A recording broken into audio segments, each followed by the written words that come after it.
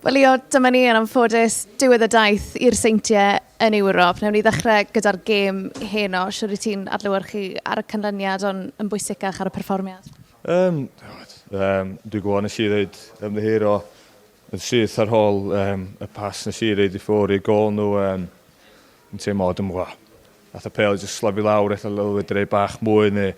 Ond ma'n un o hynna fatha nhw gyd dweud nes i'n gadael pen mi'n mynd lawr, nes i trio cael gafel ar y gêm eto, dwi'n siŵr.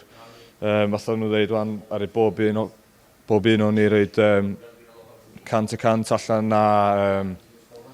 Da ni gyn siomedig efo'r canlyniad a bob dim efo obviously'r gemau eraill hefyd, ond na, dwi'n mor prawd o'r ogio ar clwb i gyd. Fi'n gwybod, bydd cymaint o siom ar hyn o bryd, ond i feddwl chi wedi dod yma o ddi cartre, wedi cael gêm mor gystadleuol, mor dyn arall. Beth sy'n credu mae hwnna'n gweud am y Seintiau? Mae'n dangos da ni'n gallu cystadlu, da ni yma am rheswm a dwi'n gobeithio allan ni wneud yr un peth blwyddyn nesaf. Achos y nod nawr yw, gobeithio bod ni ddim yn gofyn aros cymaint o amser i weld y Seintiau neu unrhyw glwb arall o Gymru yn cystadlu ar y lefel yma. Yn union, mae o weithiau'n dod lawr i bach o lwc efo pwy da ni'n cael yn y qualifiers a sut mae gema'n gweithio allan, ond na, wwan, mae rhaid i ni just edrych nôl ar y gêm yma a symud ymlaen wedyn nôl i'r lig a'r cwpenig yn ni ddal i chwarae.